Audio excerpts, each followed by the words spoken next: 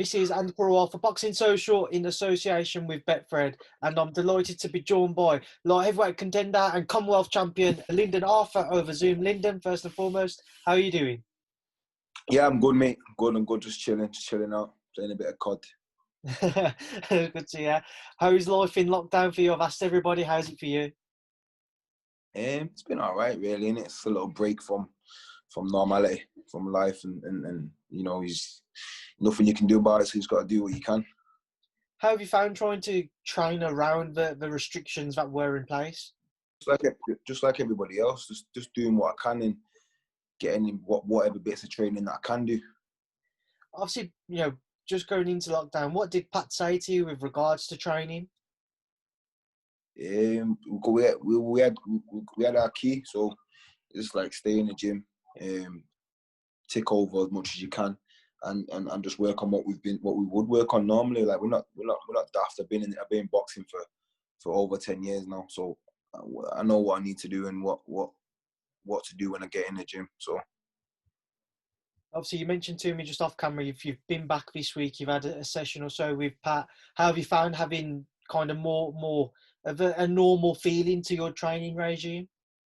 Yeah, it's like I said, again, the break was good just to have a little break from it. But this is my life and gives back structure and stuff like that. So it felt good. It felt good to get back in the gym, not as normal.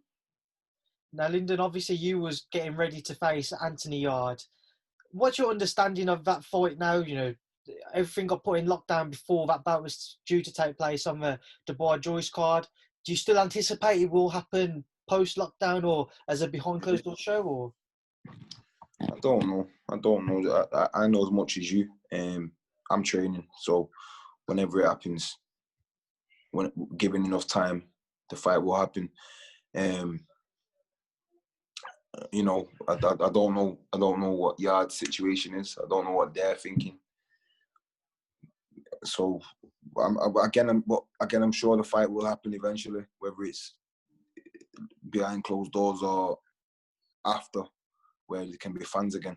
I would much prefer that fight to be in front of thousands of fans and get the proper feel for a proper championship fight and a proper rival fight. But again, like I said before, you have to just deal with you can't help what's happening, so you have to just deal with it. But yeah, I'm sure it will happen at some point. I mean, has Frank spoken to you at all about his plans for either that fight or if he wants to be putting shows on behind closed doors? What's he spoken to you about? It's whatever they speak about, they speak to Pat. So Pat will know more than me. What's Pat told you then? We're just training. We're just training for whatever comes. Obviously, being in that position now, then, how do you take your training on? Do you still train for the mindset of you're preparing for Anthony, or do you just train to see what could happen in the future, just as a normal kind of ticking over phase? How are you kind of preparing at the minute then? We just, like I said, we just got back in the gym, like with coach and whatnot. So we're just doing what we would always do. Nothing changes.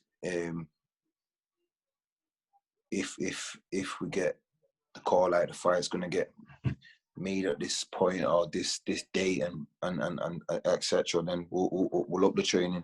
But for now, we're just in the gym as we always are, like gym rats, and just ticking over and keeping fit. How big do you feel the fight between yourself and Anthony is? I know you was waiting for an opportunity to face somebody of a huge profile, and obviously he was going to face Anthony. And then in Anthony's case, a lot of people wanted him to face another British fighter to see what level he was at. This was obviously before he fought Kovalev. He lost there. Now people are eager to see him in there with the British names. How big of a fight do you feel it is between yourself and him? I think it's a huge fight. It's a huge fight, and I don't mean like. I don't want to say like it is what it is in hindsight what the public asked for, kind of thing. So you just said yourself, you're getting Yarde fighting an English opponent of some caliber, and you get and I want the big name fight. I don't think the fight would have happened if he didn't get beat, but it is what it is, and the fight could be a huge fight. I mean, It could have been a main event in itself, even though it was a co-main event. But it could, like a lot of people have said, it could, like this, it's a main event fight, and it could be. And a lot of people, I was getting a message from a lot of people saying now they're definitely tuning into that fight, or they're definitely buying tickets to that fight now. So I think the demand and the reaction from everyone else shown how big the fight would have and could have and will be. So when you consider Anthony's past ventures at world level with that Kovalev fight, what do you feel you yourself will bring into a bout with Anthony that he may not have had to face previously?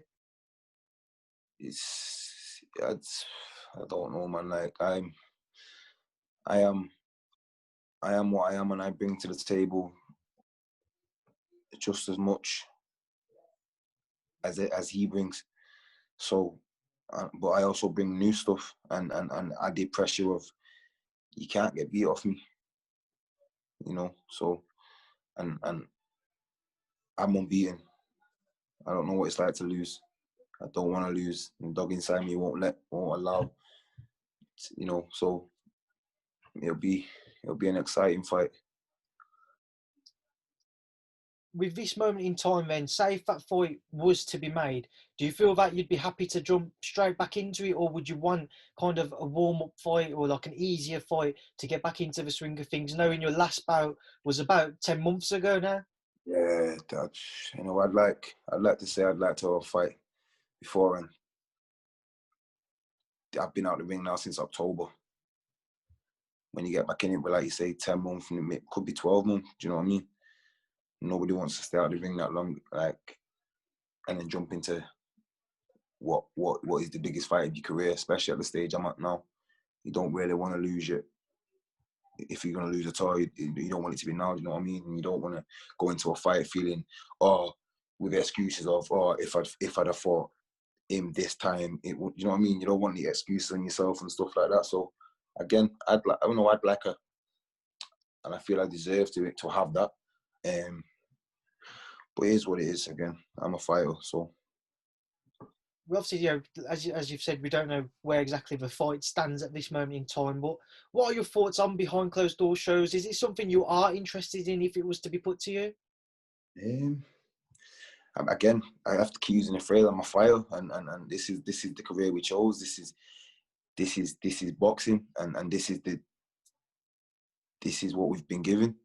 Would I rather fight behind closed doors or not fight at all until we can? We don't know when we're going to be able to again. So I'd be a fool to say, oh no, I'm going to wait. And I'm not at a stage in boxing where I'm world champion already, and people, I'm sorry, where I can afford to wait. Not in a money sense, but I just mean in a time sense. Like I want to get there. So I would be stupid to say that I won't fight behind closed doors. It's great. Again, like I said, we have to work with what we've got, and I'm sure a lot of people that love boxing and that love sport will just tune in and watch it anyway. It'd be a lot different. You see in the UFC, it's a lot different. You see and hear every punch and hear the breathing and stuff like that. Obviously, it'd be like a intense sparring session, wouldn't it, in the gym? I suppose it'd be quite fun. I don't know, but you know, I'm ready. Whatever. If you and Anthony do face each other, if you was victorious, where do you think it would leave you with regards to rankings and your position in the light heavyweight division? The world titles after that. That was a mandate for. That was a. What's the word? That was a. Whatever next is a world title. So I know not saying I have to, Eliminator. Eliminate, that's it. So I'm not saying I have to jump into a world title fight straight away because it's in my career, but I would be up there, and you know, then the world title would be in arm's reach. When people talk about the British light heavyweights, they always kind of see, Yarde after Kovalev and Joshua Buatsi because of his Olympic experience as the two leading names to push that division. But then you've got the likes of yourself, Hosea Burton, Shakan Peters, Chad Sugden, who are drew with Craig Richards, are all kind of thereabouts, like ready for certain fights. They're waiting for Anthony Yarde now. Why do you think it is in your case you haven't had your name mentioned with any of the other guys? I don't know. Guess it probably is a case of underestimating. I'm not too sure. The fighters know that if they ever come up against me, they can't underestimate me. So it doesn't really matter to me. All that. It's just word of mouth in it. And I'm sure when the opportunity arises, I will take it with both hands, and I will then be up there. So it doesn't really bother me. I don't really care as to what people think. I'm just on my journey, and my journey will take me where I want it to be, as long as I work hard. Who other than Anthony Yarde or Joshua Buatsi do you feel would give you the stiffest test at British domestic level? I don't know. We're all good fighters. All of us are good fighters. I believe I'm the best. So, only time will tell. I'm not trained and get up and go to the gym every day and run all the miles that I've run and skipped and been punched in the head and punch people in the face all this much to say that any man's better than me in the sport that I'm in. And I wouldn't do it if I didn't think I was the best. So I think I could be the best eventually.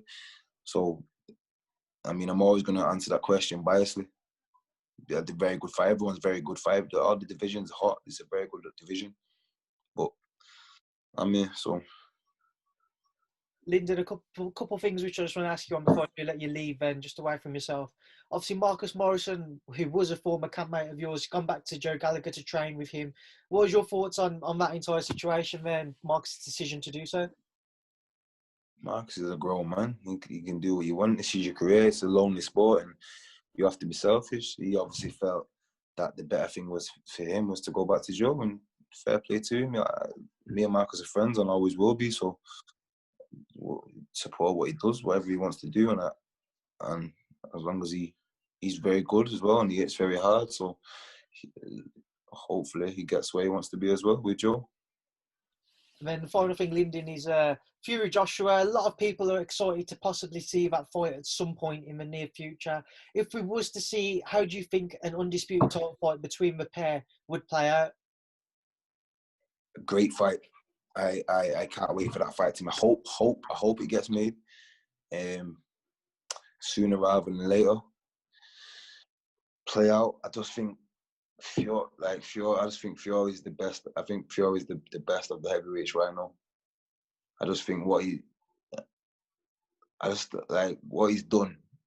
It's alien, innit? Like how he's come back from 28 stone, wherever he was, drinking, drugs, committing to like all the mental health issues and stuff like that, and come back within 6 months. He's fighting Wilder. Nobody even give him a chance except like obviously the set few that support him and know how good he was.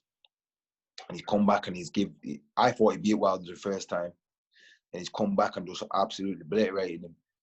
And I just think now, I just think it's hard to fight. I just think it's hard to fight him because he's shown he can outbox people. For years he's done that.